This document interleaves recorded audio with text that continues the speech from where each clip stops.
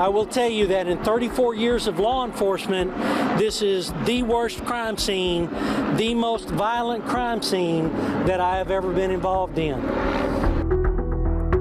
mean, I thought it was a joke. I mean, I thought it was somebody's birthday, and then it kind of hit. My husband threw me on the floor, and he tried to kind of cover me, and then everybody started crawling towards the back, trying to go to the freezer, and then the cops came in, and they just said, everybody down, don't move, hands up. So, and then they eventually let us outside.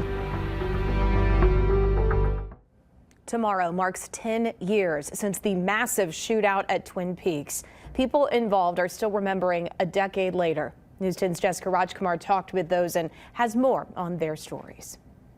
The tension between the Bandidos and the Cossacks resulted in 9 dead and 18 injured, with 177 arrests made, but not a single conviction. The belief is many were actually killed by police officers that day, and it resulted in the district attorney at the time, Abel Reyna, ordering the arrest of almost all the bikers that were present that day. Dallas defense attorney Clint Broden represented 3 individuals involved in the incident during criminal proceedings and says that even all these years later, people need to remember there are still people who haven't seen justice. And because this case was so mishandled, not only were there all these civil liberty violations of the innocent motorcyclists, but those who were guilty, be it motorcyclists, police officers, they were never able to be brought to justice. Fort Worth resident Mark Smith lost his 27-year-old son, Matthew Smith, who was associated with a supporting group of the Cossacks in the shooting. Matthew was a passionate kid.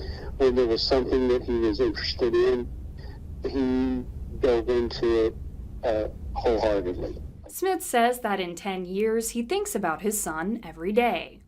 Well, I've always heard that time heals all wounds. They don't heal, I think. I think God just makes you stronger to get through them. I think that's all it is. Broden notes even a decade later, there are still ongoing civil lawsuits today.